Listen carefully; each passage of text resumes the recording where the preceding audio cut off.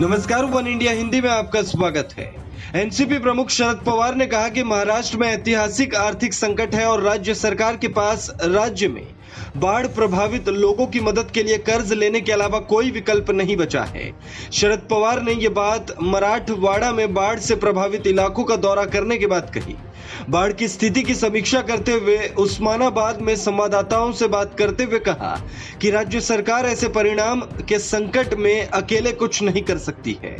दरअसल महाराष्ट्र में पिछले हफ्ते भारी बारिश और बाढ़ ने पुणे, औरंगाबाद और कोंकण डिवीजनों में कम से कम 48 लोगों की जान ले ली, जबकि लाखों हेक्टेयर में लगी फसलों को नुकसान हुआ। मिली जानकारी के मुताबिक 4 जिलों में 40,036 लोगों को सुरक्षित स्थानों पर स्थानांतरित कर दिया गया था, जिसमें सोलापुर में 32,500 और पुणे में 6,000 से अधिक लोग शामिल थे।